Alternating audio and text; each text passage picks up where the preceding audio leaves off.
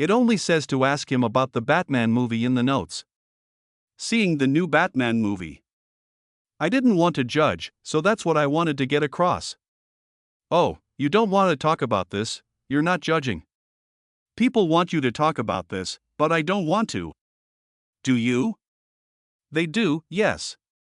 In 1966, Adam West signed a deal that seemed like a dream come true. He became well known overnight thanks to Batman.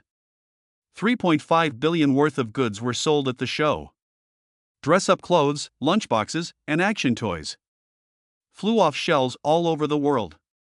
West was given 5% of all the money made from selling goods. He checked his bank account, though, and there was nothing there. They stole everything because of one easy word in his contract. That word opened up a terrible gap that changed Hollywood for good. It was legal for them to do what they did to West, but it was also illegal. William West Anderson was his birth name. He was born on September 19, 1928. Otto, his father, worked long hours in Walla Walla, Washington, taking care of apple farms.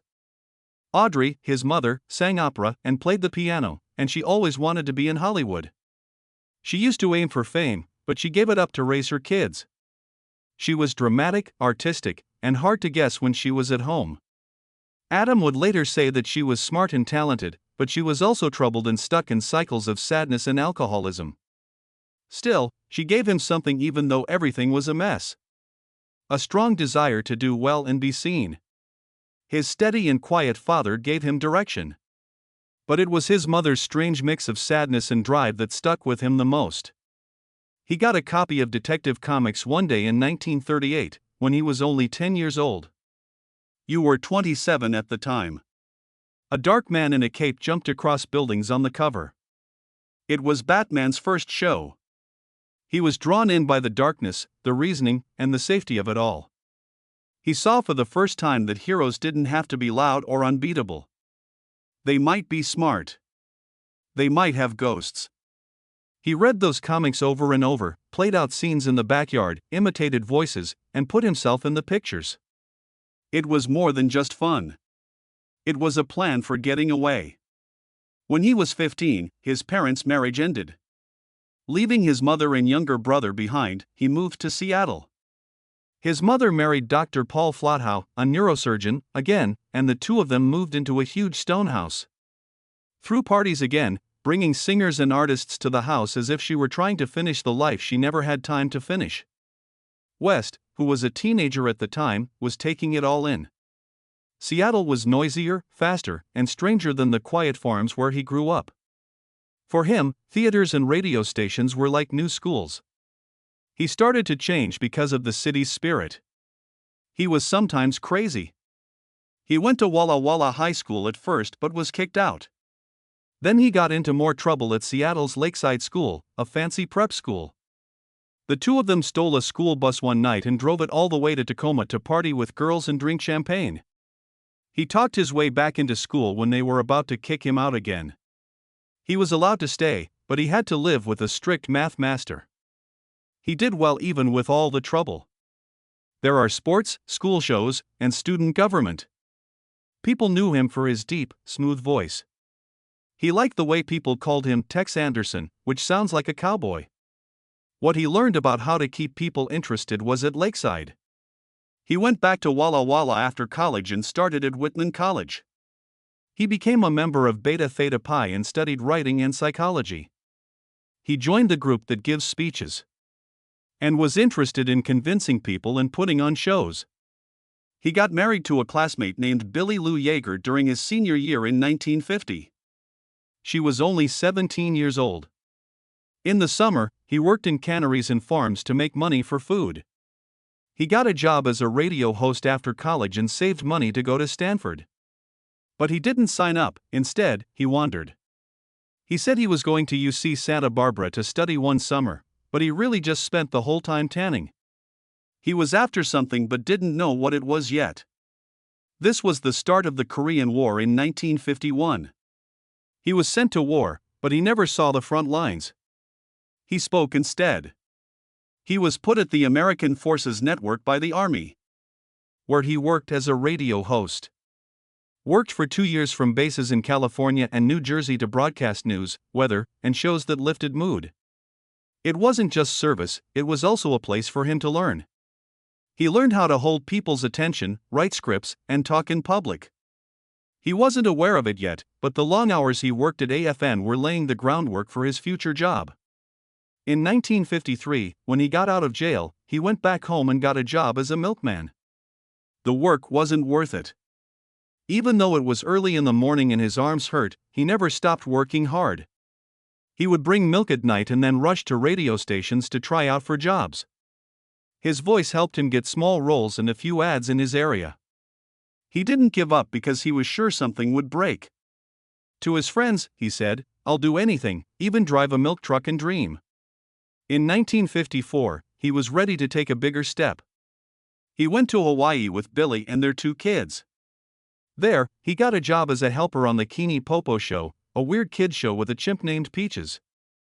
Made up sketches, jokes, and conversations with kids through the screen on the spot. The show was small, but it made people laugh. By 1956, he was the host and made $50 for each show. The was beginning to find him, and that money didn't go very far. His confidence grew, and the people on the island loved his timing, voice, and charm that could change at any time. After getting some attention, he changed his name in 1957.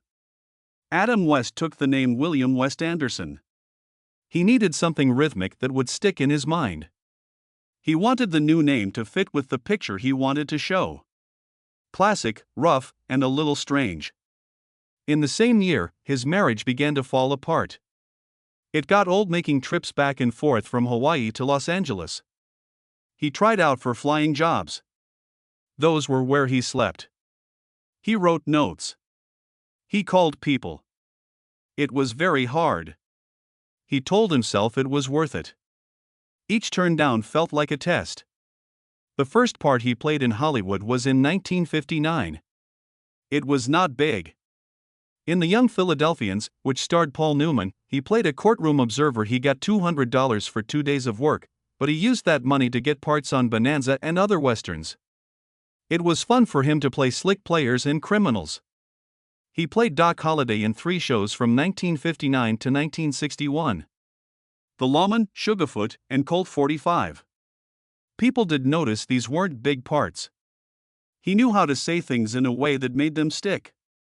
He was making something. He finally got his first major role in a movie in 1962. It was very hot in Utah when the Western movie Geronimo was filmed. West was Captain Starbuck, and Chuck Connors was his partner. For the part, he got $5,000. He had never made that much before. He had to deal with heat and dust for 6 weeks during the shoot, but it showed that he could carry a movie. He was a charming bad guy on Perry Mason that same year and a strange alien on The Outer Limits that same year. He was no longer a typecast. He could act comedic, dramatic, and sci-fi. He could get lost in parts, but Hollywood was always changing things. He got a part in Soldier in the Rain, a comedy drama movie with Steve McQueen and Jackie Gleason that came out in 1963. West played a strange sergeant. Was happy with the work, but the movie didn't do well. Only $1.5 million was made from it. With only $2 million to work with. Even worse, West had paid $1,200 moving to LA for the park. He owed money because of the failure. He rushed to get guest parts on TV to make ends meet. He kept going, always after, never more than one role away. Adam West was cast as Major Dan McCready in Robinson Crusoe on Mars in Death Valley, California, in 1964. It was a very hot place to be. It was a simple science fiction movie. With $1.5 million to spend. West and his co-star Paul Manty lived in nearby towns for 12 weeks straight and drove through the desert every day to film tough scenes. West was given $15,000 for the part. With the hot winds, endless sand, and early morning calls, it wasn't exciting, but he leaned into it with strength. He only had a small part in the movie, but it was one that stood out. His realism was praised by critics, mentioning that the serious way he played the part helped ground a story about getting air from rocks and becoming friends with a monkey. The practical effects in the movie were made with handmade models and used figures from the War of the Worlds. This was an interesting choice by director Byron Haskin, who knew how to make something small look big. Some of the same escape ideas would be used in movies like The Martian years later. In 1965, just 1 year later, West came back to movies in a very different way. The Outlaws Will Be There. Put him in charge of the last movie the Three Stooges made. It only cost $500,000 to make, but it made $2 million at the box office. West was Kenneth Cabot, a sheriff who didn't know what was going on and got caught up in all the funny chaos. A lot of his act was made up on the spot. He got pies in the face and raced horses across dusty sets. But he saw something strange going on behind the scenes. The Stooges were known for being crazy, but when the cameras weren't running, they were surprisingly serious. Moe joked about serving buffalo meat at a cookout he had one time. Set up like that. The meta, self-aware style of the movie went well with West's energy. In later years, fans would say that this was one of his cutest parts. West got a call in 1965 that could have changed everything.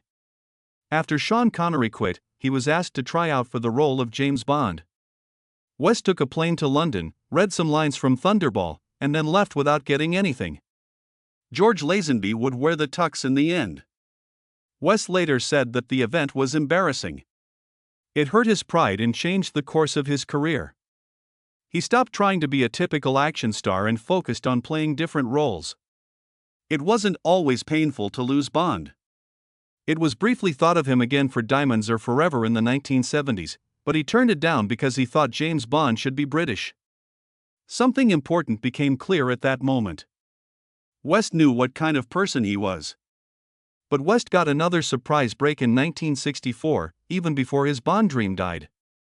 In the episode Act of God of the Detectives, he played a cool con artist. ABC directors were looking for someone who could play a serious character in a silly costume. His smooth baritone voice and calm confidence caught their attention. That one show made a way possible. West's agent took the job and pitched him as the only actor who could be both funny and real at the same time. Soon after, West was one of the finalists for a show about a rich man who dressed as a bat.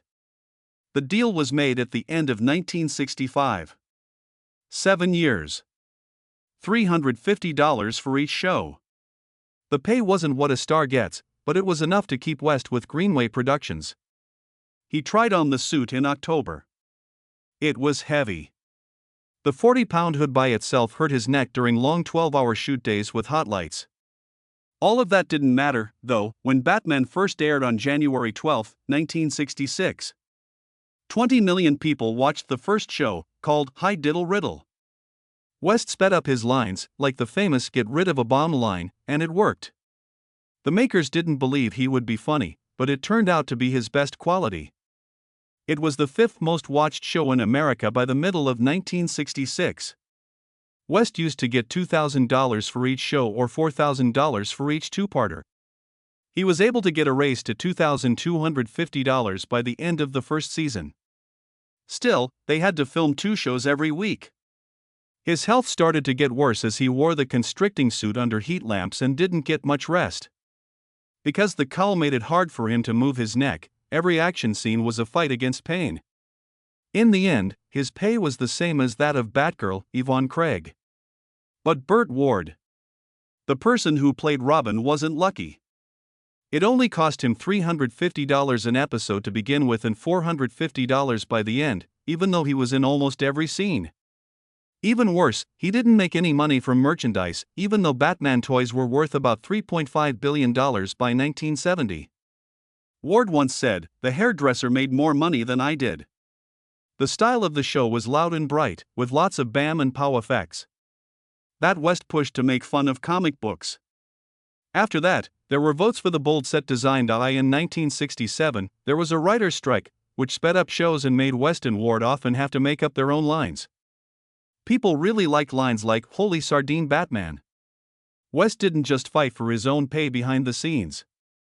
During the strike, he shot a PSA with Yvonne Craig to demand that women in Hollywood get paid the same as men. The stunt wasn't planned, it was a real stand.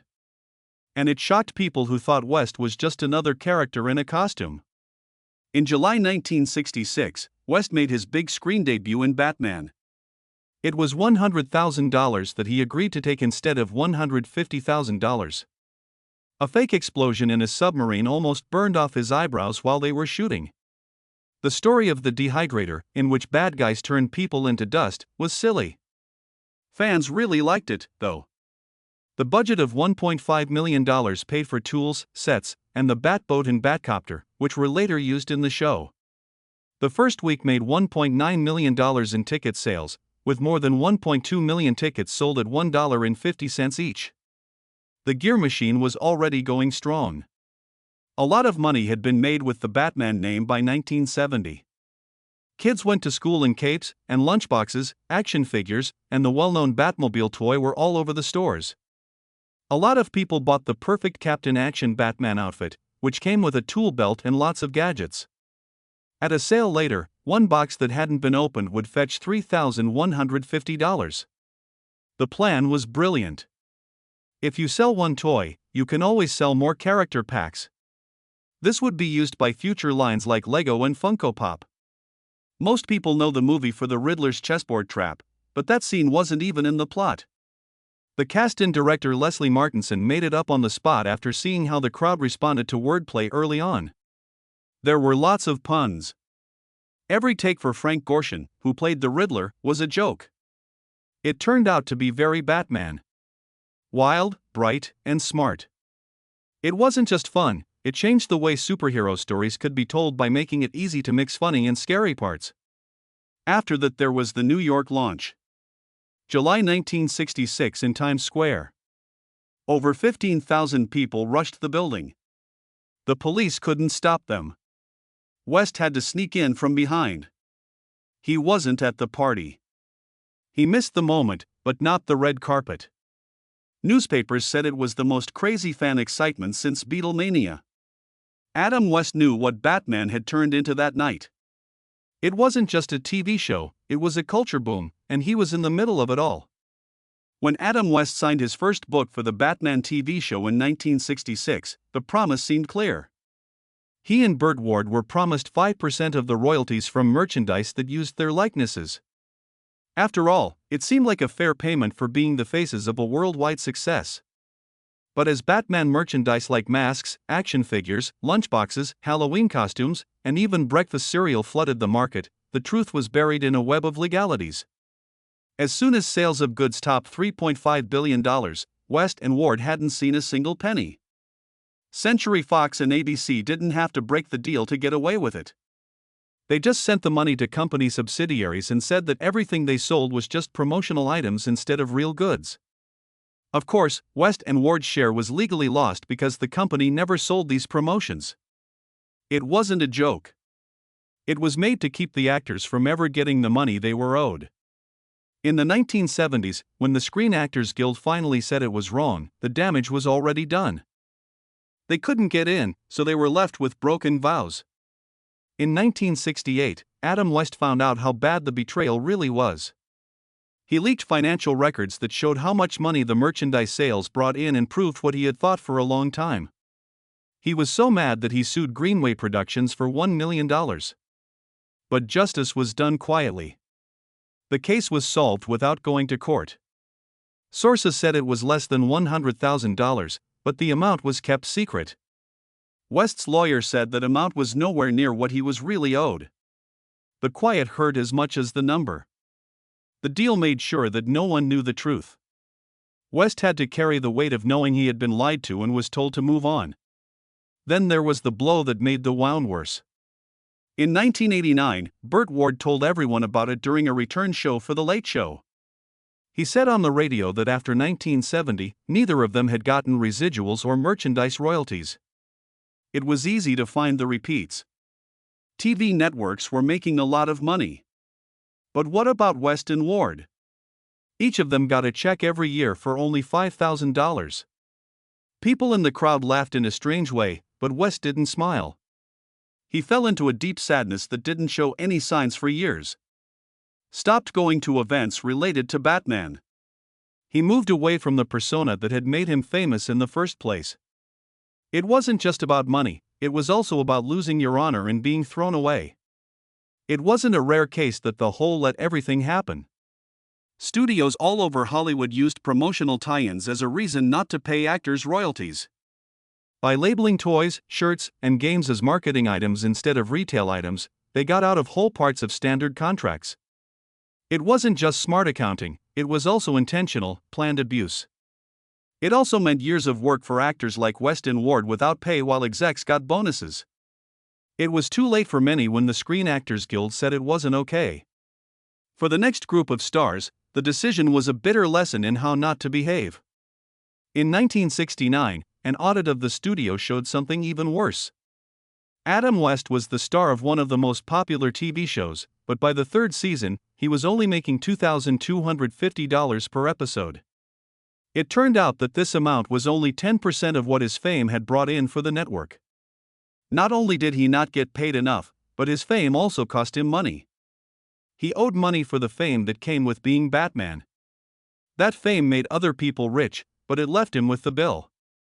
He had to sell his Hollywood home in the end just to stay alive. When Batman stopped in 1968, Adam West thought that new doors would open. Instead, they slammed shut. People couldn't tell him apart from the cape.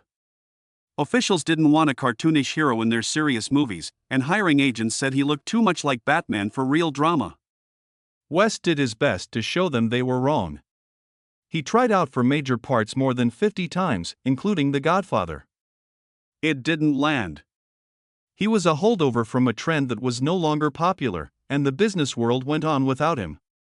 Because of one part, he was well known. But that role kept him locked up now. Was snubbed, broke, and embarrassed. By the beginning of the 1970s, the slide had become personal. He began drinking a lot because each refusal hurt more than the last. He was turned down by more than 20 pilots. To pay the rent, he was taking bits and guest spots on shows. In 1972, he played a crazy fireman on the set of Emergency. He forgot his lines, though, because he was so drunk. It took 10 takes to get the scene right. He passed out in the middle. That day showed him not only how far he had dropped, but also how broken he was on the inside. He later said that he was scared and didn't know if he would ever come back. A woman stayed in the middle of all the chaos. He married Marcelle Tagenlier, a fashion designer who didn't care about the movie stars, in 1970. Even though she saw the man behind the mask, the crash happened anyway. In 1974, he was drunk and crashed his car into a studio gate. He was stopped and charged with DUI. That night shook him up. Then came rehab. It wasn't right away or quick, but it was real. Together with Marcel's help, he slowly put himself back together, one piece at a time. The business still made fun of him even after he got better. He did a spy spoof called Specialist in 1976, but it only made $10,000 and was full of jokes about Batman. West hated it, saying that the jokes made him feel like a joke. The movie bombed, and his anger reached boiling point. Everything he did felt like a parody of himself, from walk-on roles to voice jobs to cheesy cameos. They all kept reminding him that no one saw past the cape. By 1980, he was worn out. He'd done over a dozen cameos that made fun of his legacy. Even The Love Boat made him into a joke by casting him as a washed-up superhero look-alike. 15 parts that were all the same piled up. He considered stopping it. The idea of suicide grew stronger. Marcelle stepped in again. She forced him to go to therapy. It was no longer about work. It was important to stay living. He slowly started to climb out of that darkness. In 1992, he got an idea from The Simpsons, which was the last place he thought of. In Radio Bark, he voiced a character that made fun of himself. He was paid $20,000 each time he showed up. That wasn't really a win. He laughed at himself for the first time, which was the real win. He went with the joke, not as a punchline, but as something he could handle. He did it again when he came back in 2002 for Tales from the Couch. One line got stuck. "I'm not really Batman." That laugh was strong. After that came Family Guy. He played Mayor Adam West in 2000. At first, it was just a part, but soon it was the part. He was there for 17 years. He could make up plays for the show. People loved his strange and funny one-liners. People laughed at lines like, "I'm the mayor of this town." Not just at him, but also with him. He was making $50,000 per show by 2010. He not only brought his business back to life over 118 episodes, but he also changed who he was. John Bravo brought him back in 1997 and 2004. But this time, he talked about creative freedom. He wasn't just a joke. He voiced a joke about Batman, but every word he said was meant to be funny.